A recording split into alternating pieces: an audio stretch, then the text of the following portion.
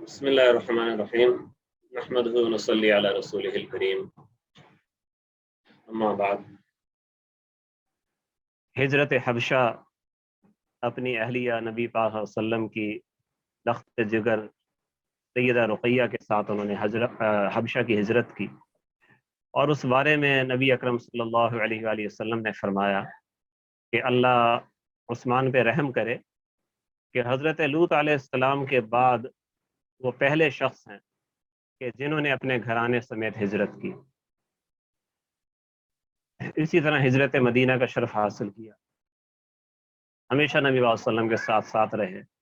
اور اگر یہ کہا جائے کہ ریاست مدینہ کے وہ معاشی ستون تھے کہ ہر موقع پر اپنے کاروبار سے، اپنے مال و دولت سے اسلام کے لیے انہوں نے دل کھول کے خرچ کیا۔ خاص طور پہ غزوہ تبوک کا واقعات مشہور ہے کہ اس میں انہوں نے جو بے پناہ رقم فراہم کی، تو اس پہ نبی اکرم صلی اللہ علیہ وآلہ وسلم نے خوش ہو کے فرمایا کہ آج کے بعد عثمان کچھ بھی کرے انہیں کوئی نقصان نہیں، یعنی اللہ تعالیٰ نے ان کے لیے مغفرت کی بشارت دے دی ہے۔ یہ بڑی ہستیوں کی باتیں ہیں، اگر جو شکر گزار بندہ ہوتا ہے وہ ایسی بشارتوں پر اور زیادہ مطیع ہو جاتا ہے، اور زیادہ وہ فرما بردار ہو جاتا ہے، اور ناشکرہ اور احسان فراموش اسے اگر کوئی ایسی بات کی جائے جیسے ہم لوگ ہیں، وہ تو پہلے سے زیادہ گناہوں پہ جری ہو جائیں گے۔ جیسے آج کل دیکھا بھی گیا ہے کہ بعض لوگ اللہ معاف کرے وہ حج کر کے آتے ہیں یا کوئی اور نیک عمل کر کے آتے ہیں جس کے بارے میں کہیں احادیث میں بشارت موجود ہے کہ یہ فلاں عمل سے گناہ معاف ہو جاتے ہیں، وہ کام کر کے آتے ہیں تو اور گناہ کرتے ہیں کہ جی پچھلے گناہ تو معاف ہو گئے۔ بہرحال نبی اکرم صلی اللہ علیہ وآلہ وسلم کا وہ واقعی مشہور ہے کہ ایک دن آپ تشریف فرما تھے اور حضرت صدیق اکبر تشریف لائے، تو آپ جس طرح بیٹھے تھے اپنی نشست پہ اسی طرح بیٹھے رہے، پھر حضرت عمر آئے، پھر بھی آپ ایسے ہی بیٹھے رہے۔ پھر جب کسی نے بتایا کہ حضرت عثمان آ رہے ہیں تو نبی اکرم صلی اللہ علیہ وآلہ وسلم وہ اٹھ کے بیٹھ گئے اور اپنے کپڑے آپ نے سمیٹے، کپڑے ٹھیک کیے۔ پوچھا گیا کہ آپ نے حضرت ابو بکر و عمر کے آنے پر آپ نے ایسا اہتمام نہیں کیا اور حضرت عثمان رضی اللہ تعالیٰ عنہ کے آنے پر آپ نے اتنا اہتمام کیا، اس کی کیا وجہ ہے؟ آپ نے فرمایا کہ الا استحی من رجل تستحی منہ الملائکۃ، کیا میں ایسے شخص سے حیا نہ کروں کہ جس سے فرشتے بھی حیا کرتے ہیں۔ اب دیکھیں یہاں نبی اکرم صلی اللہ علیہ وآلہ وسلم کی جو حیت تھی، ظاہر ہے آپ صلی اللہ علیہ وسلم کا تو ہر عمل خود شریعت ہے، خود سنت ہے، لیکن بعض چیز وہ اپنی جگہ پر ٹھیک ہوتی ہے، لیکن کوئی شخص جس کی طبیعت میں بہت زیادہ حیا ہونا، اس کی طبیعت پہ وہ چیز تھوڑی یوں سمجھیں کہ بھاری ہو جاتی ہے۔ چاہے اپنی جگہ بالکل ٹھیک ہے، جیسے ہمارے حضرت مفتی رشید احمد صاحب رحمۃ اللہ علیہ وہ یہ فرمایا کرتے تھے کہ میں نے آج تک بھی کسی کی موجودگی میں میں نے بنیان نہیں اتاری۔ تو مقصد یہ کہ بہت زیادہ ان میں شرم و حیا تھی، ورنہ ویسے عام طور پہ دیہاتوں وغیرہ میں یا بہت سے لوگ وہ اس طرح کرتے ہیں، صرف وہ لنگوٹ مار کے بھی بیٹھ جاتے ہیں گرمی کے اندر، لیکن وہ شدید گرمی بھی ہوتی ہے تو حضرت مفتی صاحب جو ہے تو اپنے جو کپڑے تھے جس طریقے سے ویسے ہی رہا کرتے تھے۔ تو کہنے کا مقصد یہ ہے کہ یہ تو ایک عجیب یعنی صورتحال ہے کہ ادب تو صحابہ کرام بارگاہ نبوت کا کیا کرتے تھے، لیکن نبی اکرم صلی اللہ علیہ وآلہ وسلم خود حضرت عثمان رضی اللہ تعالیٰ عنہ کا خیال کر رہے ہیں، ان کی طبیعت کے تقاضے کو ملحوظ رکھ رہے ہیں اور ان کے آنے سے پہلے اپنے کپڑے ٹھیک کر رہے ہیں۔ تو آپ سوچیں کہ جس شخص کو اللہ تعالیٰ نے ایسی شرم و حیا سے نوازا ہو اور نبی اکرم صلی اللہ علیہ وسلم کے ایسے اعتماد سے نوازا ہو کہ آپ نے یکے بعد دیگر اپنی 2 بیٹیاں ان کے نکاح میں دی۔ جب سیدہ رقیہ رضی اللہ تعالیٰ کی وفات ہو گئی سن 2 ہجری میں ماہ رمضان میں غزوہ بدر کے فوراً بعد، تو آپ نے اپنی دوسری بیٹی سیدہ ام کلثوم رضی اللہ عنہا ان کے نکاح میں دے دی، اور آپ نے اس موقع یہ بھی فرمایا کہ میری اگر کوئی اور بیٹی ہوتی، جب سیدہ ام کلثوم کی وفات ہو گئی تو اس وقت آپ نے فرمایا تھا کہ اگر میری کوئی اور بیٹی ہوتی تو وہ بھی عثمان کے نکاح میں دے دیتا۔ تو یہ بہت زیادہ اعتماد کی دلیل ہے، اس سے زیادہ اعتماد بھلا کیا ہو سکتا ہے۔ امام ابو حنیفہ رحمۃ اللہ علیہ کے زمانے میں ایک شخص تھا ان کے محلے میں جو شیعہ تھا، اور حضرت عثمان رضی اللہ عنہ پہ اعتراضات کیا کرتا تھا۔ بہرحال چونکہ ہمسایہ تھا اس لیے اس کے واقفیت تو تھی، تو ایک دن وہ حضرت امام حنیفہ رحمۃ اللہ علیہ کے پاس آیا اور اس نے کہا کہ مجھے اپنی بیٹی کے لیے کوئی اچھا رشتہ چاہیے، کوئی لڑکا آپ دیکھیں۔ ایسے امام صاحب کے پاس لوگ آتے تھے اپنے کاموں کے لیے، خدمت خلق وہ کیا کرتے تھے، تو آپ نے اسے ایک دن کہا کہ ایک لڑکا وہ ہے میری نظر میں، وہ حافظ قرآن ہے اور صاحب ثروت ہے، بہت ساری خوبیاں اس کی گنوائیں، اور کہا لیکن ایک مسئلہ یہ ہے کہ وہ بدعقیدہ ہے وہ، اور ایک روایت کے مطابق آپ نے فرمایا کہ وہ یہودی ہے۔ تو وہ شخص آگے سے غصے میں آ گیا اور کہنے لگا کہ آپ میری بیٹی کے لیے ایک بدعقیدہ آدمی کا رشتہ لے کے آئے ہیں۔ تو امام صاحب نے فرمایا کہ تم اپنی بیٹی کے لیے ایک ایسے آدمی کا رشتہ پسند نہیں کرتے، مگر تمہارا گمان ہے کہ نبی اکرم صلی اللہ علیہ وسلم نے اپنی 2 بیٹیوں کے لیے ایک منافق کا رشتہ پسند کیا۔ یہ سن کے پھر وہ شخص، اس کی آنکھیں کھل گئیں، شرمندہ ہو گیا، اور اس نے اپنے غلط عقیدے سے اس نے توبہ کر لی۔ عثمان رضی اللہ تعالیٰ کا ایک بہت بڑا شرف یہ ہے، بہت ہی بڑا شرف، کہ جو بیعت رضوان ہوئی تھی جس پہ سورہ فتح نازل ہوئی، اور اس میں اللہ تعالیٰ نے فرمایا کہ ان الذین یبایعونک تحت الشجرہ ان الذین یبایعونک انما یبایعون اللہ، جن لوگوں نے آپ سے بیعت کی انہوں نے اللہ سے بیعت کی ہے، ید اللہ فوق ایدیہم، ان کے ہاتھوں پر اللہ کا ہاتھ ہے۔ تو وہ ایسا موقع تھا کہ نبی اکرم صلی اللہ علیہ وسلم حضرت عثمان کے لیے بیعت لے رہے تھے، کیونکہ مذاکرات کے دوران وہ مکہ معظمہ گئے تھے بات چیت کرنے کے لیے، اور کفار نے، کیونکہ ان کا جو ان کی شرافت تھی اس کے سبھی معترف تھے، اسی لیے ان کو بھیجا گیا تھا۔ تو کفار نے کہا کہ آپ چلیں، آپ آ گئے تو آپ طواف کر لیں۔ تو انہوں نے کہا کہ نبی اکرم صلی اللہ علیہ وسلم کے بغیر میں طواف نہیں کر سکتا۔ اس بات پہ وہ لوگ غضبناک ہو گئے اور ان کو قید کر دیا، اور یہ افواہ پھیل گئی کہ انہیں شہید کر دیا گیا۔ تو اس پہ نبی اکرم صلی اللہ علیہ وسلم نے صحابہ کرام کو ببول کے ایک درخت کے نیچے وہاں پہ ان سے موت کی بیعت لی کہ ہم عثمان کے قتل کا بدلہ لیے بغیر ہم نہیں جائیں۔ درخت کے نیچے جو بیعت لی گئی اس میں جو 1400 صحابہ شریک تھے، تو اصحاب السابقون الاولون کے بعد اور عشرہ مبشرہ کے بعد اور اہل بدر کے بعد یہ جو اصحاب بیعت رضوان ہیں ان کا سب سے زیادہ مرتبہ ہے۔ تو یہ آپ دیکھیں کہ پس منظر کیا ہے کہ عثمان رضی اللہ تعالیٰ سے محبت اور ان کے خون کی اہمیت نبی اکرم صلی اللہ علیہ وسلم کے نزدیک اتنی زیادہ تھی۔ آگے چل کے ہم پڑھیں گے، اختصاراً تو آپ سب جانتے ہیں، ہم اس کو تفصیل سے اگلی نشست میں پڑھیں گے کہ وہ ہستی کے جس کے خون کے نبی پاک صلی اللہ علیہ وسلم کے یہاں اتنی اہمیت تھی کہ اس کے لیے آپ نے موت کی بیعت لی، کس طریقے سے مدینہ منورہ کے اندر اور مسجد نبوی کے قرب میں ان کو شہید کیا گیا، ان کے خون سے زمین کو، مقدس سرزمین کو رنگین کیا گیا۔ جب حضرت عمر فاروق رضی اللہ تعالیٰ عنہ کو خنجر لگا اور آپ زخمی ہوئے، تو آپ نے خلافت کی ذمہ داریاں منتقل کرنے کے لیے ایک نئی ترتیب بنائی جو اس سے پہلے نہیں بنائی گئی تھی، کیونکہ حضرت عمر فاروق رضی اللہ تعالیٰ عنہ بہت اعلیٰ پائے کے مجتہد مجدد تھے، اور ان کا جو ذہن تھا بڑا زرخیز تھا، تو انہوں نے ہر شعبے کے اندر انہوں نے بہت سی نئی چیزیں متعارف کرائیں۔ تو یہاں انہوں نے یہ کیا کہ 6 افراد کی انہوں نے کمیٹی بنائی۔ یہ افراد وہ تھے جو عشرہ مبشرہ میں سے جو حضرات اب باقاعدہ حیات تھے، وہ حضرات تھے۔ تو ان میں سے حضرت سعد بن ابی وقاص ہے، حضرت سعید بن زید ہیں، حضرت طلحہ ہیں، حضرت زبیر ہیں، اور حضرت عبد الرحمن بن عوف ہیں رضی اللہ تعالیٰ عنہ۔ تو عبداللہ بن عمر رضی اللہ تعالیٰ عنہ ان کو بھی شامل کیا گیا تھا، لیکن اس طور پر کہ وہ خلافت کے لیے، ہاں حضرت علی ہیں، حضرت علی ہے، تو یہ یعنی حضرت عثمان ہے، ہم اس کو پھر سے لیتے ہیں، حضرت عثمان، حضرت علی، حضرت طلحہ، حضرت زبیر اور حضرت سعد اور حضرت سعید اور عبد الرحمن بن عوف اور عبداللہ بن عمر رضی اللہ تعالیٰ کو اس طور پہ لیا گیا تھا کہ آپ خلافت کے امیدوار نہیں بن سکتے.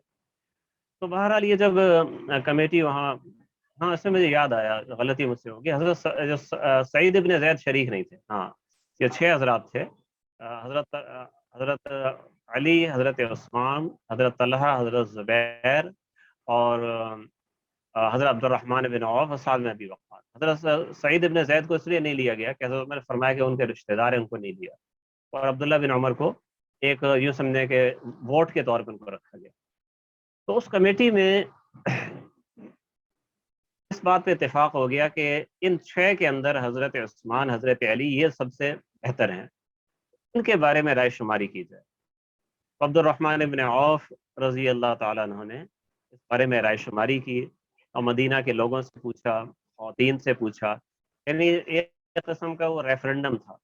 یعنی یہ سوال یہ تھا کہ عثمان یا علی، عثمان یا علی. تو بہت سے لوگوں نے حضرت علی کے بارے میں رائے دی، بہت سے لوگوں نے عثمان کے بارے میں رائے دی، لیکن جو اکثریت تھی، بلکہ غالب اکثریت اسے کہا جائے، وہ حضرت عثمان کے حق میں تھی.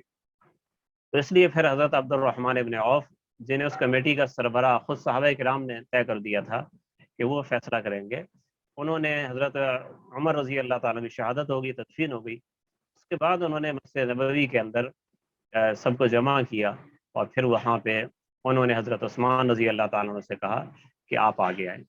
اس سے پہلے ایک دلچسپ واقعہ یہ ہے کہ آپ نے حضرت عثمان رضی اللہ تعالیٰ سے الگ بات کی اور کہا کہ آپ یہ بتائیں کہ اگر آپ کو خلیفہ نہ چنا جائے آپ کے علاوہ، آپ بتائیں کہ آپ کس بارے میں رائے دیں گے کہ امت کے لیے سب سے بہتر کون ہے؟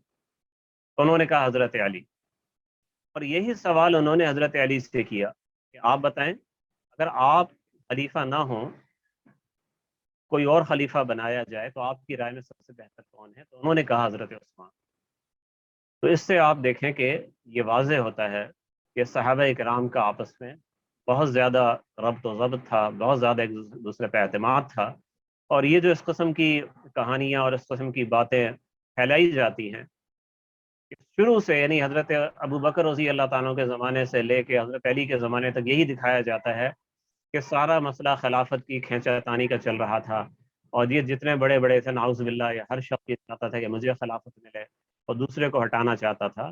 تو اس قسم کی جو فضول باتیں ہیں ان کا کوئی اعتبار نہیں ہے. اور جو صحیح تاریخ کو جب ہم دیکھتے ہیں، تحقیق کے ساتھ دیکھتے ہیں، تو ہمیں وہاں پہ جو صحابہ کرام کے شایان شان مناظر ہیں، جیسے قرآن نے ان کی صفات بیان کی، جیسے احادیث نے بیان کی، ہم کو وہی چیز ہم کو نظر آتی ہے. بہرحال جب آپ خلیفہ بنے ہیں تو خلیفہ بننے کے بعد سب سے پہلا مسئلہ پیش آیا، وہ یہ تھا کہ حضرت عمر فاروق رضی اللہ تعالیٰ کے جو بیٹے تھے عبید اللہ، انہوں نے اپنے والد کو خنجر لگنے کے بعد انہوں نے جا کے ہرمزان نامی ایک ایرانی تھا جو مدینہ میں رہتا تھا اور اس نے اسلام قبول کر لیا تھا، ایک جنگ میں گرفتار ہو کے آیا تھا اور حضرت عمر رضی اللہ تعالیٰ عنہ کے سامنے اس نے اسلام قبول کر لیا تھا. وہ واقعی مشہور ہے کہ کیونکہ اس نے بہت سے مسلمان قتل کیے تھے تو اس کو سزائے موت دی جانے والی تھی. تو اس سے پہلے اس نے کہا کہ آپ مجھے پانی پینے دیں. تو جب اسے پانی پینے کے لیے دیا گیا تو اس کے ہاتھ کانپنے لگے. تو حضرت عمر فاروق رضی اللہ تعالیٰ نے فرمایا کہ لا بأس. اب یہ لا بأس جب آپ نے فرمایا تو بعض صحابہ اکرام آگے بڑھے اور انہوں نے کہا کہ امیر المومنین اب آپ اسے قتل نہیں کر سکتے، کیونکہ لا بأس جو ہے یہ کلمہ امان ہے، اس سے اگلے کو امان مل جاتی ہے. اب یہ معمول ہو گیا، آپ اسے قتل نہیں کر سکتے. خیر یہ ان کی رائے تھی. حضرت عمر رضی اللہ تعالیٰ نے اس رائے کو قبول نہیں کیا. آپ نے فرمایا کہ میں نے اس کو امان دینے کے طور پہ یہ کلمہ نہیں کہا.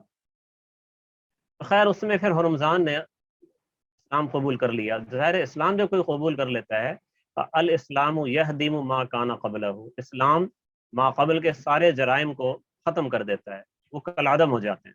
تو اس لیے پھر اس کو مدینہ میں جیسے باقی مسلمان رہتے تھے اس طرح رہتا تھا. تو حضرت عمر رضی اللہ کی شہادت سے پہلے عبید اللہ بن عمر نے، اور اس طرح یہ واقعہ پیش آیا تھا کہ ہرمزان جو یہ اور قاتل فیروز ابو لؤلؤ یہ کوئی چیز ایک دوسرے کو دے رہے تھے یا لے رہے تھے، اور وہ چیز جو تھی وہی خنجر تھا، آلہ قتل تھا۔ تو اس بنا پہ عبید اللہ بن عمر نے جا کے حرمزان کو، اسی طرح ایک دو اور افراد تھے، ان کو قتل کر دیا۔ تو جب حرمزان قتل ہو گیا تو اس کے فوراً بعد عبید اللہ بن عمر کو گرفتار کر کے تحویل میں حراست میں رکھ لیا گیا۔ حضرت عمر نے فرمایا کہ اس کا قضیہ آپ لوگ بعد میں دیکھ لینا، اور آپ شہید ہو گئے۔ تو حضرت عثمان رضی اللہ کے سامنے یہ مسئلہ آیا کہ اب کیا کیا جائے۔ ایک رائے تو یہ تھی کہ اس نے شک کی بنا پہ قتل کیا ہے، اس لیے اس کو معاف کر دیا جائے، اور ایک رائے یہ تھی، معاف کرنے سے مراد یہ ہے اس کو قتل خطا میں داخل کیا جائے۔ ایک رائے یہ تھی کہ جو شک جو اس نے کیا ہے، شک کی کوئی اہمیت نہیں ہے، یا کوئی قوی شک نہیں ہے، ایسے شک کی بنا پہ تو کوئی بھی پھر کسی کو قتل کر سکتا ہے۔ یہ دوسری رائے یہ تھی کہ عبید اللہ بن عمر کو قتل کیا جائے، قصاص لیا جائے، رعایت نہ کی جائے۔ یہ دونوں آراء تھی۔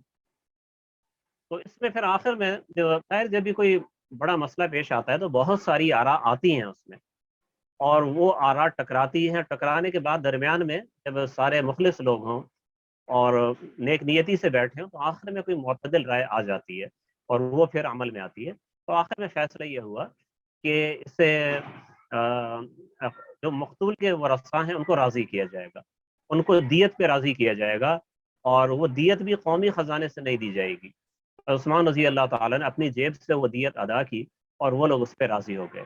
تو اس طرح یہ مسئلہ جو تھا، جو کوئی سنگین شکل اختیار کر سکتا تھا، مدینہ میں افتراق اور اختلاف پڑ سکتا تھا، وہ الحمدللہ بخیر و خوبی وہ حل ہو گیا۔ تو حضرت عثمان رضی اللہ تعالیٰ عنہ کے سامنے جو بہت سارے مسائل سے مراد تقاضے ابھی کیا تھے۔ تو ایک بڑا تقاضا تو یہی تھا کہ جو حضرت عمر رضی اللہ تعالیٰ عنہ کے زمانے میں مسلمانوں کی افواج جہاں تک پہنچی تھی، اب اس کے بعد آگے کن خطوط پہ پیش قدمی کی جائے۔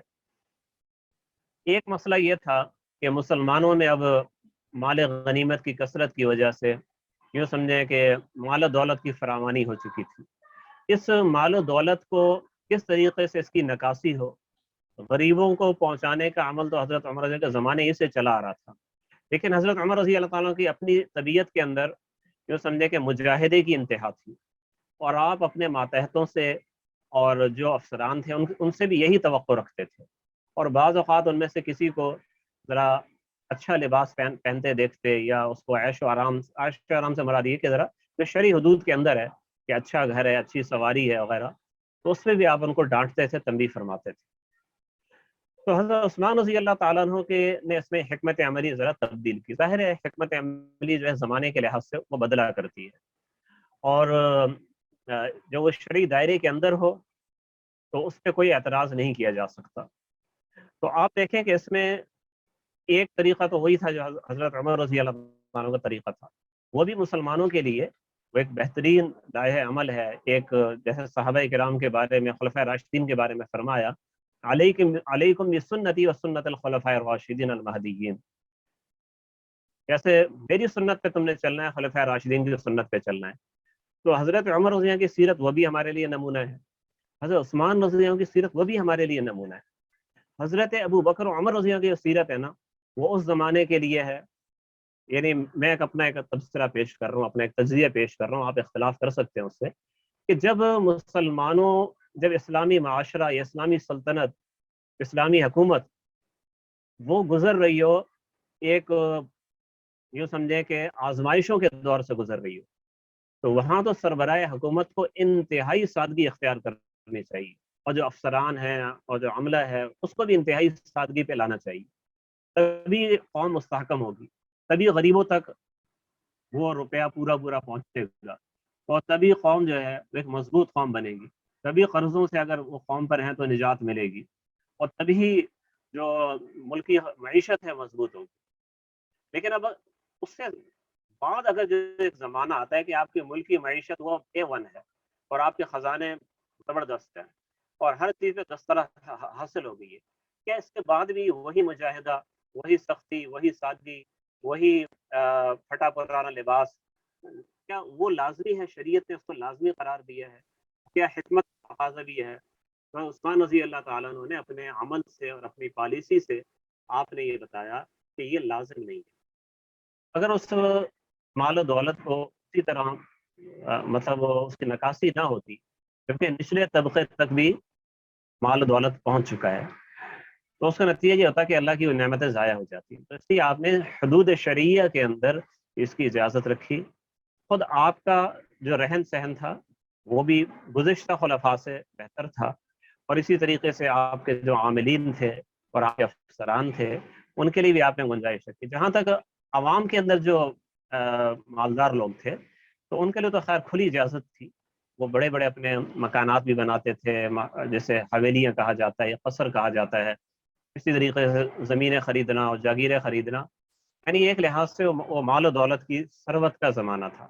لیکن ایسا نہیں ہے کہ اس کی وجہ سے جو نچلا طبقہ تھا اس کا کوئی استحصال تھا، ایسا نہیں ہے، بلکہ بکثرت صدقات و خیرات وغیرہ یہ ساری صورتحال بھی، یہ سارے جو خیر کے کام ہیں وہ بھی ساتھ ساتھ وہ چل رہے تھے۔ حضرت حسن بصری رحمۃ اللہ علیہ کا میں آپ کے سامنے ارشاد نقل کرتا ہوں کیا فرماتے تھے، چونکہ انہوں نے حضرت عثمان رضی اللہ کے زمانے کو خود دیکھا تھا۔ ان کے زمانے میں وہ تقریباً 10-11 سال کے بچے تھے، وہ تو انہوں نے وہ فرمایا کہ عثمان رضی اللہ کے زمانے میں کیا ہوتا تھا کہ مسجد نبوی میں مختلف قسم کے اموال ان کے ڈھیر لگائے جاتے تھے، اور اعلان ہوتا کہ بھئی لوگ آئیں اور اپنا حصہ لے جائیں۔ تو اس حصے کے اندر اناج بھی ہوتا تھا، کپڑے بھی ہوتے تھے، اس میں جناب گھی بھی ہوتا تھا، اس کے اندر جناب دراہم بھی ہوتے تھے۔ تو لوگ آتے تھے اور اپنے اپنے جو تقسیم ہوتے تھے اموال اجناس کی شکل میں یا رقوم کی شکل میں، وہ لوگ جھولیاں بھر بھر کے لے جاتے۔ تو وہ فرماتے تھے کہ عثمان رضی اللہ کے زمانے میں لوگ آپس میں اتنی محبت اور الفت کے ساتھ رہتے تھے جیسے سارے آپس میں سگے بھائی ہو، ایک ہی ماں کی اولاد ہو۔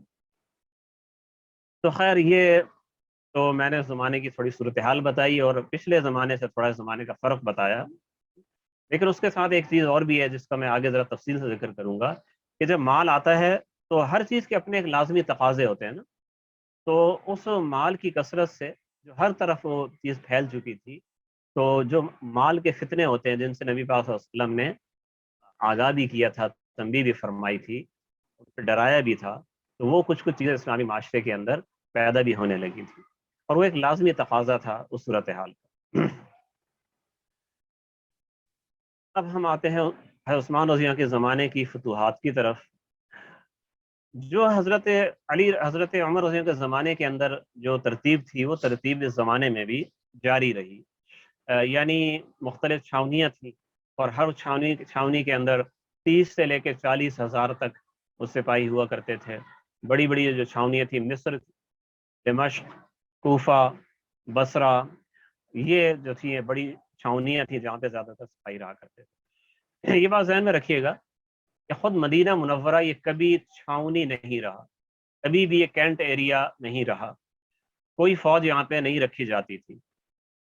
جو نبی پاک صلی اللہ علیہ وسلم کا زمانہ، اس میں تو قبائلی لوگ یا خود صحابہ کرام وہ جیسے اعلان ہوتا تھا وہ جمع ہو جاتے تھے، یعنی مجاہدین تھے وہ۔ حضرت ابو بکر رضی اللہ کے زمانے میں بھی مجاہدین کی ترتیب تھی۔ حضرت عمر رضی اللہ کے زمانے میں باقاعدہ افواج مرتب ہوئی، اور جو افواج مرتب ہوتی ہیں یعنی پیشہ ور افواج، تو پھر اس کی ترتیب وہی ہوتی ہے جو اس زمانے میں بھی پوری دنیا کے اندر چلتی ہے، یعنی ان کے لیے مستقل کینٹ ایریاز بنائے جاتے ہیں، اور جہاں پر یہ کینٹ ایریاز تعمیر کیے جاتے ہیں یعنی فوجیوں کی اپنی رہائش گاہیں ہوتی ہیں، ان کے لیے اسلحہ خانہ ہوتا ہے، اور ان کے لیے ٹریننگ سینٹر ہوتے ہیں، ساری چیزیں ہوتی ہیں، بازار ہوتے ہیں۔ تو اگر اس کو شہری آبادی کے اندر مخلوط کیا جائے تو شہری آبادی کو تکلیف ہوتی ہے، اس لیے ہمیشہ ان کے لیے ایک مستقل علاقہ اس کے لیے رکھا جاتا ہے۔ اس کے لیے ایک بات تو یہ ہوئی۔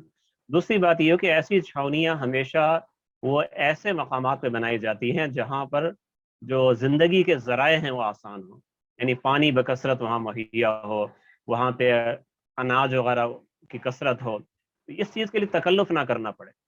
تو مدینہ منورہ یہ خود پورا جو حجاز کا علاقہ تھا یہ کوئی بہت زیادہ پیداواری علاقہ نہیں تھا، یہ مقامی لوگوں کو یوں سمجھے بمشکل پیداوار پوری ہوتی تھی۔ تو اگر وہاں لا کے 30-40 ہزار فوج وہاں رکھی جاتی، اور یہ ایک قدرتی بات ہے کہ جو فوج کے جو لوگ ہیں نا وہ جو محنت زیادہ کرتے ہیں تو ان کی غذا بھی عام لوگوں سے اوپر ہوتی ہے، ان کو اچھی غذا ان کو چاہیے ہوتی ہے، تو وہ آپ یوں سمجھیں کہ اگر وہ 40,000 ہیں تو ان کے لیے جو ضرورت ہے وہ 50-60,000 کی ہو سکتی ہے. تو اس لیے مدینہ منورہ وہ حضرت عمر رضی اللہ کے زمانے میں بھی وہ چھاونی نہیں تھی اور نہ کسی اور. ظاہر 3 خلفاء رہے مدینہ حضرت ابو بکر کے بعد. حضرت عمر، حضرت عثمان، حضرت علی نے کچھ عرصہ مدینہ منورہ میں گزارا ہے. تو یہاں پر باقاعدہ فوج نہیں ہوتی تھی. حضرت عمر کے زمانے سے باقاعدہ فوج کو جو سرحدیں ہوتی ہیں، چھاونی کے اندر ایک اہم چیز یہ ہے کہ جو کینٹ ایریاز ہوں گے وہ ہمیشہ سرحدوں کے قریب ہوں گے. ہاں تو بالکل بارڈر کے اوپر ہوں گے کہ دشمن حملہ کرے اور یہ بے خبری میں مارے جائیں، لیکن اتنا دور بھی نہیں ہوں گے کہ اگر دشمن حملہ کرے تو یہ 1 ہفتے کے بعد محاذ پہنچے. ایسا بھی نہیں ہے.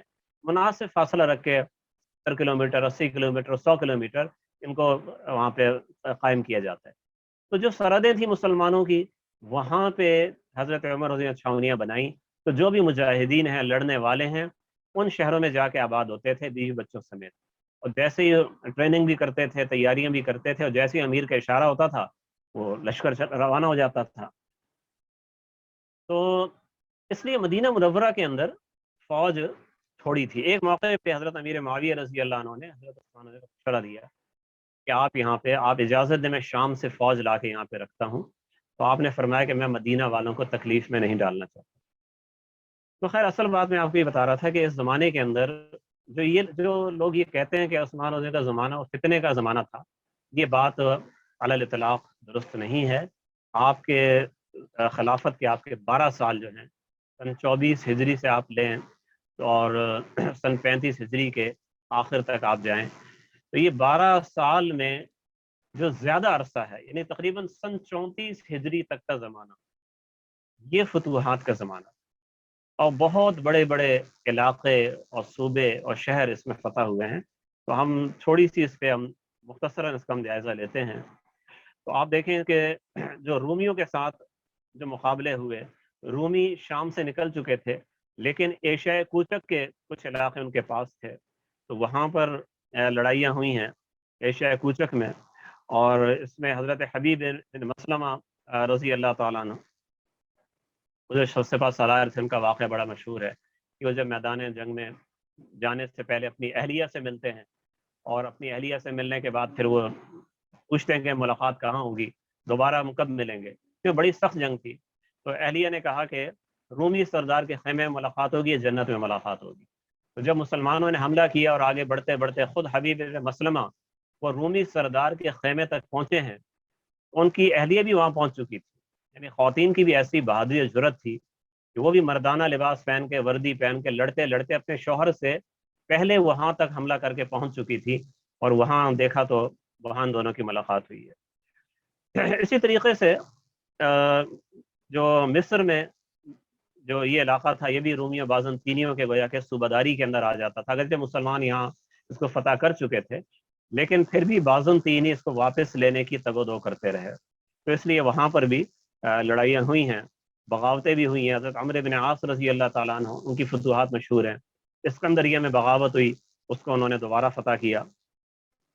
یہ تو بہت ساری اس طریقے کی یہ مہمات پیش آئی ہیں.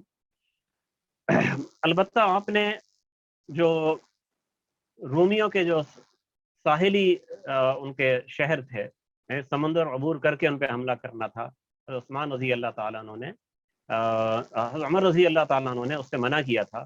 عثمان رضی اللہ کے زمانے میں پہلی بار بحری بیڑا بنایا گیا. حضرت امیر معاویہ رضی اللہ تعالیٰ عنہ انہوں نے بحری بیڑا تیار کیا، اور پھر اس بحری جنگیں شروع ہوئیں، اور بڑی کامیابی کے ساتھ دشمنوں کو سمندروں کے اندر شکست دی گئی. افریقہ کی فتوحات اس دور میں خاص طور پہ اہمیت رکھتی ہیں، کیونکہ حضرت عمر رضی اللہ کے زمانے میں مصر تک فتوحات ہوئی تھی. آگے بہت بڑا علاقہ خالی تھا، اور وہاں پہ صحابہ کرام گئے ہیں. عبداللہ بن ابی سرح رضی اللہ تعالیٰ لشکر لے کے گئے ہیں، اور جو افریقہ کا بادشاہ تھا جرجیر جس کا نام بتایا جاتا ہے، وہ بہت بڑا لشکر لے کے مقابلے میں آیا ہے. اور یہاں سے جب لڑائی شروع ہوئی، واقعہ بڑا مشہور ہے، آپ نے علماء سے سنا ہوگا، حکایات صحابہ کے اندر بھی موجود ہے، کہ رومی بادشاہ نے اعلان کیا تھا کہ جو مسلمانوں کے سردار عبداللہ بن ابی سرح کا سر کاٹے گا، میں اپنی بیٹی کی شادی اس سے کرا دوں گا.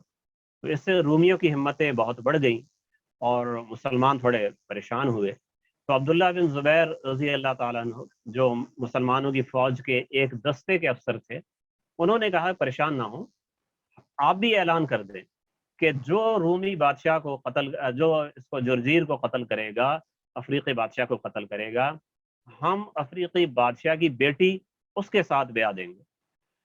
تو اس اعلان سے مجاہدین کی ہمتیں بھی بڑھ گئیں، اور اس لڑائی میں آخر میں ہوا یہ کہ عبداللہ بن زبیر خود ایک چھوٹا سا دستہ لے کے وہ پورے لشکر کا چکر کاٹ کے، میدان جنگ کا چکر کاٹ کے وہاں جرجیر کے پاس پہنچے اور اسے قتل کر دیا، اور اس کا سر نیزے پہ ٹانگ کے لے آئے۔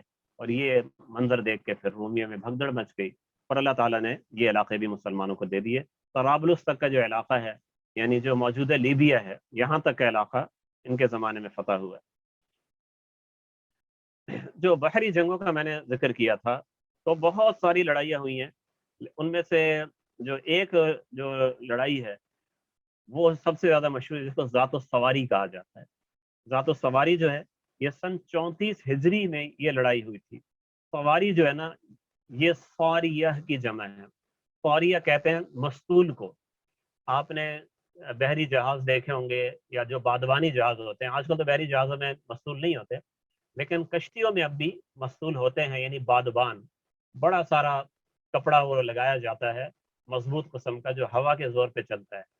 تو جس کھمبے کے ساتھ وہ کپڑا بندھا ہوتا ہے اس کو مستول کہتے ہیں۔ تو چونکہ اس زمانے میں تقریباً سارے ہی جو جہاز تھے جو بادبانی ہوتے تھے، اگر آپ پرانی تصاویر دیکھیں گے تو آپ کو نظر آئے گا کہ ایک جہاز پہ 25 بادبان لگے ہوتے تھے۔ تو اس لیے وہ جہازوں کے جمع ہونے سے ہر طرف مستول ہی مستول نظر آ رہے تھے، بادبان ہر طرف پھڑا رہے تھے، تو اس لیے اس کو ذات السواری کا نام دیا گیا۔ اور اس لڑائی میں جو رومیوں کے جو جہاز تھے وہ تقریباً 500 یا اس سے زیادہ بحری جہاز ان کے تھے، اور اتنی بڑی بحری فوج کبھی جمع نہیں ہوئی تھی۔ تو خیر مسلمانوں کے مقابلے میں ان کے جو جہاز تھے وہ 3 گنا زیادہ تھے۔ مسلمانوں کے لگ بھگ 200 کے قریب جہاز تھے۔ اگر آپ نقشے میں اگر آپ دیکھیں تو آپ دیکھیں کہ حضرت عثمان رضی اللہ تعالیٰ عنہ نے شمالی افریقہ کا کافی علاقہ ان کے زمانے فتح ہو چکا تھا، لیبیا تک کا علاقہ فتح ہو چکا تھا، اور الجزائر اور مراکش کا علاقہ فتح ہونا اس میں زیادہ مشکل نہیں تھی۔ لیکن قسطنطینیہ جو ہے، اگر آپ اس کو شام سے یا عالم اسلام کا جو علاقہ ہے، یعنی یہی ترکی سے اگر آپ اس کو دیکھیں کتنا فاصلہ ہے، بہت زیادہ فاصلہ نہیں ہے، لیکن قسطنطینیہ کا محل وقوع ایسا تھا کہ صدیوں سے بڑی بڑی طاقتوں نے اس پہ حملے کی کوششیں کی، وہ کوئی کوشش بھی کامیاب نہیں۔ تو حضرت عثمان رضی اللہ تعالیٰ کے سامنے غالباً وہ سارے واقعات، تجربات ان کے سامنے ہوں گے، نقشے وغیرہ تو سامنے ہوتے ہی تھے۔ تو اس لیے آپ نے یہ سمجھ لیا اسی زمانے میں کہ یہاں سے اناطولیہ کے راستے سے سمندر عبور کر کے سمندر سے قسطنطنیہ پہ اگر ہم حملہ کریں گے تو یہ حملہ کبھی بھی کامیاب نہیں ہوگا، سالہ سال گزر جائیں کامیاب نہیں ہوگا۔ تو اب آپ دیکھیں کتنا انہوں نے یعنی طویل پلاننگ کی۔ آپ نے یہ فرمایا کہ ہم قسطنطنیہ فتح ہوگا یورپ کے راستے سے، یعنی پہلے ہم افریقہ پورا فتح کریں گے، پھر ہم اسپین پہ حملہ کریں گے، اسپین فتح کرنے کے بعد فرانس فتح ہوگا، پھر جرمنی فتح ہوگا، پھر اس کے ساتھ بلغاریہ، رومانیہ فتح ہوگا، اس کے بعد ہم شمال کی طرف سے جو خشکی کا راستہ ہے وہاں سے ہم قسطنطنیہ کو گھیر لیں گے اور اس طریقے سے اس کو فتح کریں گے۔ تو اس کے لیے پھر آپ نے مجاہدین کو آگے بڑھایا، اور مجاہدین جو ہیں وہ بحر اوقیانوس کے ساحلوں تک پہنچ گئے، اور حضرت عثمان رضی کے زمانے ہی میں اسپین پر پہلا حملہ ہوا۔ اگرچہ یہ حملہ باقاعدہ کسی بڑی فوج کے ساتھ نہیں تھا، لیکن بہرحال کچھ مجاہدین وہاں ساحل انہوں نے سمندر عبور کیا، اور وہاں جا کے جیسے ریکی کہتے ہیں نا، وہ حالات کا جائزہ لینے والا پہلا حملہ ہوا تھا۔ اگر اللہ تعالیٰ کو جو منظور ہوتا ہے وہی ہوتا ہے، اگر بعد میں وہ فتنوں کا زمانہ نہ آتا اور عثمان رضی اللہ تعالیٰ عنہ کا زمانہ وہ طویل رہتا، 10-12 سال اور مل جاتے، یا حضرت علی رضی اللہ تعالیٰ کے زمانے کے اندر فتنے نمودار نہ ہوتے، تو کوئی بعید نہیں تھا کہ جو روڈ میپ انہوں نے بنایا تھا اس کے مطابق قسطنطینیہ وہ اسلام کے پہلے 40-50 سالوں کے اندر ہی فتح ہو چکا ہوتا، پورا یورپ اسلام کے ماتحت آ چکا ہوتا. لیکن جو اللہ کی تقدیر میں ہوتا ہے وہی بہتر ہوتا ہے، اس میں اللہ کی کیا حکمتیں تھیں وہ اللہ تعالیٰ ہی بہتر جانتا ہے. تو دوسری پھر غلطی بات کے جو حکمت عملی کی غلطی ہے، اس قسم کی غلطی نہیں ہے کہ اسے ہم گناہ کہیں، حکمت عملی کا آپ اختلاف کہہ سکتے ہیں کہ بعد کے جو مسلمان حکمران تھے، ظاہر ہے وہ جو مشاجرات کا زمانہ تھا وہ تو جلدی ختم ہو گیا، اور بعد میں حضرت امیر معاویہ کا زمانہ بڑا مستحکم رہا، پھر بعد میں بنو امیہ کے خلفاء بھی ہے، عباسی خلفاء بھی ہے. ان سب کے زمانے میں بار بار قسطنطینیہ پہ حملے ہوئے، مگر سب نے جو حملہ کیا ہے اس راستے سے کیا ہے کہ جس سے حضرت عثمان رضی اللہ تعالیٰ عنہ نے اپنی حکمت عملی میں مسترد کر دیا تھا کہ یہاں سے حملہ نہیں کرنا ہے، حالانکہ مختصر راستہ تھا. باقی جتنے خلفاء آپ دیکھیں وہ وہیں سے حملہ کرتے رہے، اور ان میں سے کوئی حملہ بھی کبھی کامیاب نہیں ہوا. صدیوں تک وہ کوشش جاری رہی ہے لیکن وہ حملہ کامیاب نہیں ہوا. آخر میں جا کے جب خود بازنطینی بہت زیادہ کمزور ہو چکے تھے، اس زمانے میں سلطان محمد فاتح نے حملہ کیا ہے. وہ حملہ بھی کتنا مشکل تھا وہ آپ انشاءاللہ جب عثمانیوں پہ ہم بات کریں گے اس میں آپ پڑھیں گے. تو یہ ہمارا جب چونکہ ابھی تو پہلی صدی ہجری پہ ہم چلیں گے، وہ کوئی اور پروگرام ہوگا اس میں بات کریں گے. کہنے کا مقصد یہ ہے کہ میں صرف عرض یہ کرنا چاہتا ہوں کہ ان کی دور اندیشی کیسی تھی، جبکہ اس زمانے کے اندر آج کل کی طرح بہت واضح نقشے بھی نہیں تھے. پرانے اسٹائل کے نقشے ہوتے تھے اور اندازے ہوتے تھے، اور جو اطلاعات ہوتی تھی بڑی مختصر ہوتی تھی. لیکن جو اللہ تعالیٰ جسے جو فراست دیتے ہیں نا وہ عجیب ہی چیز ہوتی ہے. تو جسے کہتے ہیں اتقوا فراست المؤمن فإنه ينظر بنور اللہ، مومن کی فراست سے ڈرو، یہ حدیث ہے، کیونکہ وہ اللہ کی روشنی سے، اللہ کے دیے نور سے دیکھتا ہے.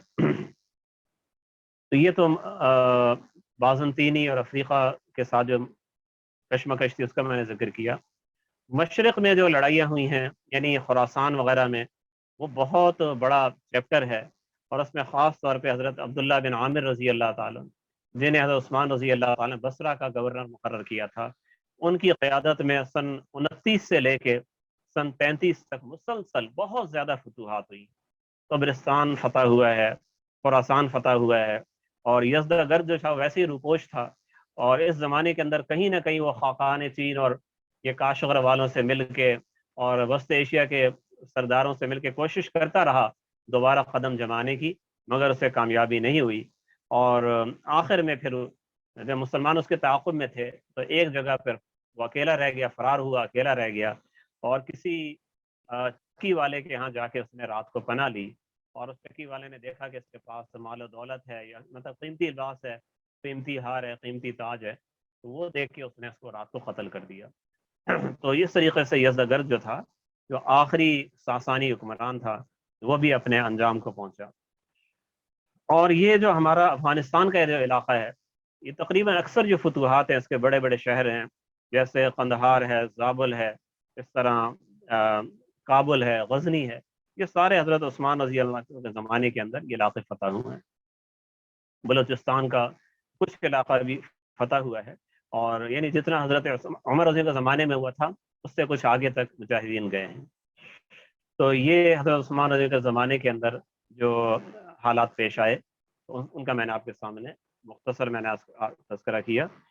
تو آج کی نشست کے جو عنوانات تھے، یعنی ایک آپ کے فضائل و مناقب، ان کا میں نے مختصر ذکر کیا، انعقاد خلافت کیسے ہوا اس کا ذکر کر دیا، اور حضرت عمر رضی اللہ کے قتل کا قضیہ تھا قصاص کا، وہ بھی آ گیا. خلافت کی خصوصیات تو وہ میں نے آپ کو بتائی کہ حضرت عمر رضی اللہ کے زمانے سے کا فرق کیا تھا. یعنی اس زمانے میں کشادگی تھی، وسعت تھی، مال و دولت کی فراوانی تھی، آسانیاں تھی. اسی لیے بعض تابعین سے منقول ہے کہ عثمان رضی اللہ تعالیٰ عنہ سے لوگ جتنے خوش تھے اتنے کسی سے خوش نہیں تھے، کیونکہ اگرچہ فضائل و مناقب تو حضرت ابوبکر رضی اللہ عنہ یقیناً بہت زیادہ ہیں، حضرت عمر رضی اللہ عنہ زیادہ ہیں، لیکن چونکہ لوگ انسان جو ہے نا، وہ کہتے ہیں کہ الانسان عبد الاحسان، انسان جو ہے وہ احسان کا بندہ ہے. تو وہ جو احسانات تھے اور عطیات تھے اور عنایات تھی اور کشادگیاں تھیں، وہ حضرت عثمان رضی اللہ کے دور میں زیادہ تھی. تو اس لیے تابعین میں سے بعض کا قول ہے کہ حضرت عثمان رضی اللہ تعالیٰ کے زمانے میں جتنے وہ محبوب تھے تو کوئی حکمران ایسا محبوب نہیں رہا. تو لیکن پھر جو عبداللہ بن سبا کا جو فتنہ آیا ہے اور اس نے حالات کو خراب کیا ہے اور پروپیگنڈے کے ذریعے حضرت عثمان رضی اللہ کو بدنام کرنے کی کوشش کی ہے، وہ بھی ایک اپنی جگہ حقیقت ہے، اور اس پر ہم اگلی نشست میں انشاءاللہ بات کریں گے. تو آج کی ہماری بات چیت اختتام کو پہنچتی ہے. جو خلافت راشدہ میں جو نظام تھا اس کا میں ذکر کر رہا تھا. میں نے نظام کفالت ادارت العرفاء کا ذکر کیا تھا پچھلی بار. چلے میں دہرا دیتا ہوں کہ خلافت راشدہ میں جو ایک ادارہ تھا اس کو کہا جاتا تھا ادارت العرفاء. عرفاء یہ جمع ہے عریف کی. عریف کا ترجمہ آپ اردو میں لحاظ سے اس کو آپ چودھری کہہ لیں، آپ اس کو وہ کہہ لیں نمبردار کہہ لیں، یہ علاقے کا وڈیرا آپ کہہ لیں. لیکن یہ وڈیرے اس طرح کے نہیں تھے کہ وہ خود اپنے زور زبردستی سے بن جائے. یا حکومت کی طرف سے کسی بھی علاقے کے جو اچھے آدمی کو، ذمہ دار آدمی کو عریف مقرر کیا جاتا تھا. تو اس کا طریقہ یہ تھا کہ کوئی بھی طبقہ ہے، مثلاً اب وہ بازار میں ہیں تو بازار میں مثلاً قصاب ہیں یا بازار کے اندر پارچہ فروش ہیں، تو یہ ایک الگ اکائی یونٹ بن جاتا تھا. اس طرح دیہاتوں کے اندر ایک دیہات بذات خود ایک یونٹ ہے، یہ دیہات کا ایک محلہ وہ بذات خود ایک یونٹ ہے. اس طرح اگر قبائل کے طور پہ آباد ہیں تو قبائل کو مختلف یونٹوں میں تقسیم کر دیا جاتا تھا. وہ تقسیم در تقسیم کر کے آخر میں وہ جو آخری اکائی ہوتی تھی 10 افراد کی ہوتی تھی. تو 10 افراد کے اوپر ایک عریف ہوتا تھا. اور پھر یہ 10 افراد جب ملتے تھے تو یعنی یہ 100 ہو گئے، تو 100 کے اوپر وہ 10 عریف ہیں، پھر ان کے اوپر ایک عریف ہوتا تھا. تو اس طرح پورے عالم اسلام کی جتنی جو آبادی تھی جس کی مردم شماری کرائی گئی تھی، وہ مردم شماری کے اندر اس طریقے سے کوئی آدمی ایسا نہیں تھا کہ جو اپنی شکایت پہنچانے کے لیے دیکھتا ہو کہ یار کہاں بات کروں. اسے کہیں دور نہیں جانا ہے، اس نے اپنے اوپر جو عریف ہے، جو اس کا قریبی کوئی ہوگا یا اس کے بازار کا کوئی آدمی ہوگا یا اس کے محلے کا آدمی ہوگا یا اس کے قبیلے کا کوئی آدمی ہوگا، اسے پتہ ہے میرا عریف یہ ہے، جو اپنی شکایت ہے، اپنا مسئلہ ہے، اپنا تقاضا ہے، اس کو بتائے اور وہ بات چند واسطوں سے اوپر پہنچ جاتی ہے. تو اس طریقے سے اوپر پہنچ جاتی تھی اور پھر اوپر سے پھر نیچے جو مال کی تقسیم ہوتی تھی، شکایات کا ازالہ ہوتا تھا، ضروریات پوری ہوتی تھی، وہ اسی ترتیب سے پوری ہوتی تھی. تو اس کو آپ ایک قسم کا بلدیاتی نظام بھی آپ اسے کہہ سکتے ہیں اس کو. اچھا، اسی طریقے سے جو ذرائع آمدن کی بات میں نے آپ سے عرض کی تھی، تھوڑا سا میں اور آپ کو بتاتا ہوں کہ ذرائع آمدن جیسے زکوٰۃ، عشر، جزیہ، خراج، مال غنیمت کا تو آپ جانتے ہیں مسلمانوں پر ہی ہے. عشر وہ پیداوار پہ دیا جاتا ہے. آپ دیکھیں یہ دونوں چیزیں مسلمانوں پر ہیں. یعنی جو لوگ کہتے ہیں نا کہ مسلمانوں کے اسلام کے نظام حکومت میں ظلم ہے کہ جناب جزیہ لگایا جاتا ہے، تو وہ یہ بھی تو دیکھیں کہ وہ جزیہ اگر غیر مسلم پہ لگ رہا ہے تو غیر مسلم میں زکوٰۃ و عشر نہیں ہے، وہ مسلمانوں پر ہے. اچھا، اسی طرح خراج وہ غیر مسلموں کی زمینوں پر ہوتا تھا. اس طرح مال غنیمت تھا. تو اس میں دیکھیں آپ کہ جو خراج سے رقوم آتی تھی، اب جیسے آذربائیجان ایک صوبہ مشہور ملک ہے آج کل، وہاں کے جو غیر مسلم تھے وہ سالانہ 80 لاکھ درہم دیا کرتے تھے خراج میں. ٹھیک ہے. اور اسی طریقے سے اگر آپ مجموعی طور پہ دیکھیں تو تقریباً 2-3 کروڑ جو ہے وہ سالانہ خراج وہ جمع ہو جاتا تھا. اچھا، جو زرعی جو ترقی تھی اس کی خلفاء راشدین کے دور میں بڑی کوشش کی گئی، نئی نہریں اس کے لیے بنائی گئی. جو بصرہ کے قریب جو نہر تھی بڑی مشہور تھی، جو تقریباً 14 کلومیٹر لمبی نہر کھودی گئی اس زمانے کے اندر. اسی طریقے سے جو پیداوار تھی وہ ایک صوبے کی پیداوار یا ایک ملک کی پیداوار وہ دوسرے علاقوں میں پہنچانے کا پورا انتظام تھا تاکہ قحط سے حفاظت رہے. چنانچہ جو عراق کا جو غلہ تھا وہ مدینہ پہنچ جاتا تھا، شام کا جو غلہ ہے وہ جناب وہ دیگر صوبوں کو پہنچ جاتا تھا. اور اس کے لیے سمندری راستے بھی استعمال کیے جاتے تھے، جیسے دریائے دجلہ ہے، دریائے فرات ہے، اس طرح بحیرہ احمر ہے. تو یہاں سے کشتیوں کے ذریعے، بحری جہازوں کے ذریعے یہ غذائی ذخائر وہ ہر جگہ پہنچائے جاتے ہیں. جو بیت المال کے جو مصارف ہیں وہ کہاں پہ خرچ ہوتے تھے؟ بیت المال کے جو مصارف ہیں وہ سب سے پہلے فقراء، یتیم، بیوائیں، اس طرح مسافر، اور اس طرح جو مستحق طلبہ ہیں ان کے، یہ اور مجاہدین، جو سب سے زیادہ جو مستحق لوگ تھے ان پر یہ چیزیں خرچ ہوتی تھی۔ اس کے بعد جو ہے ملکی دفاع ہے اور رعایا کی ضروریات ہے، یہ رفاہ عامہ ہے، یعنی سڑکیں ہیں، پل ہیں، نہریں ہیں، مساجد ہیں، مدارس ہیں، مسافر خانے ہیں، اور اسی طرح نئے شہر جو ہیں۔ تو آپ حضرت عمر رضی کے زمانے کے اگر آپ نئے شہروں کو آپ دیکھیں تو اس میں کوفہ ہے، بصرہ ہے، اور اس طرح فسطاط ہے۔ یہ فسطاط جو ہے یہ پرانا جو مصر تھا نا، وہ صرف بابلیون تھا، چھوٹا سا شہر تھا، آپ جس میں قلعہ تھا، قلعے کی چار دیواری تھی، اس میں بادشاہ اپنے خاص لوگوں کے ساتھ رہتا تھا۔ مسلمانوں نے جو شہر بنایا اس کو فسطاط کہا جاتا ہے، کھلا شہر تھا، اور وہ فسطاط وہ اسی نے بعد میں قاہرہ کی شکل اس نے اختیار کی۔ اس طرح حرمین شریفین کی خدمت کے لیے یہ حضرات بہت مستعد رہتے تھے۔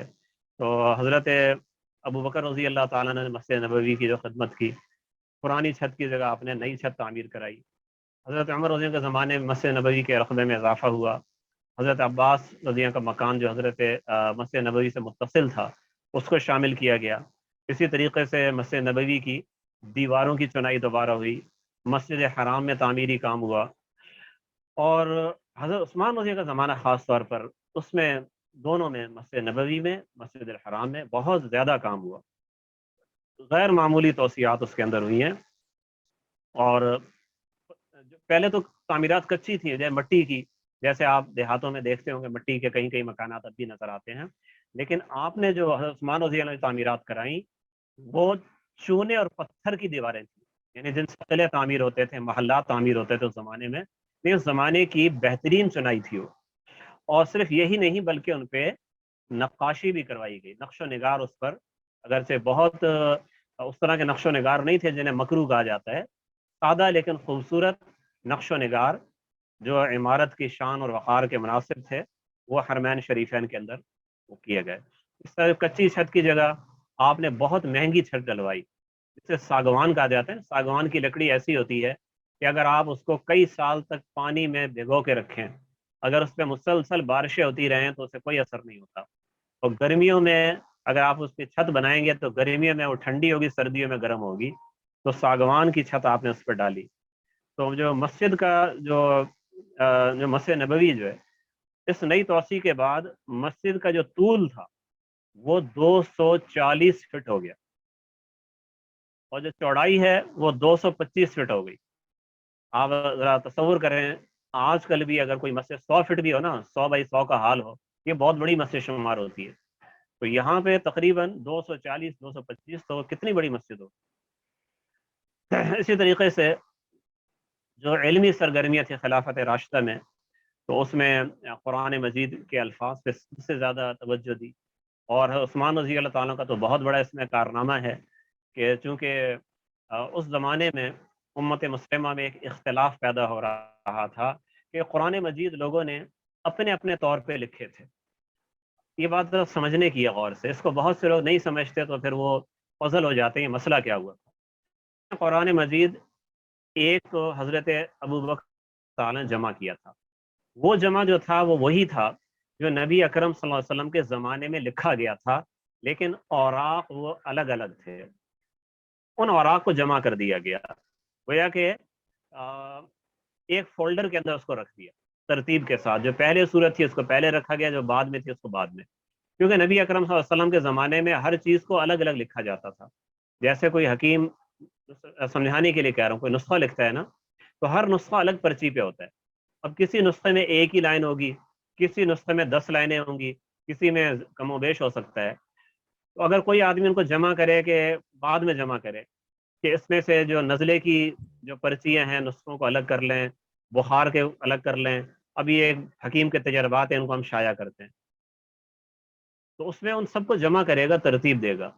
تو قرآن مجید گویا کہ وہ اللہ تعالیٰ کی بتائی ہوئی حکمت اور ہدایت کی پرچیوں کی شکل میں الگ الگ لکھا ہوا تھا نزول کے لحاظ سے، اور لیکن نبی پاک صلی اللہ علیہ وسلم نے بتا دیا تھا کہ کون سی آیت کہاں پہ آئے گی، کون سی صورت پہلے کون سی بعد میں، تو حضرت ابو بکر کے زمانے میں اس کو جمع کیا گیا۔ اب اگلی بات یہ آئی کہ پھر قرآن کا حفظ بھی عام ہو گیا، بہت سے لوگ حافظ ہوئے. اب بعد میں کچھ لوگوں نے اس کو اپنے طور پہ لکھا ہے. اپنے طور پہ جب لکھا ہے تو رسم الخط مختلف ہو گیا. رسم الخط ترقی یافتہ نہیں تھا.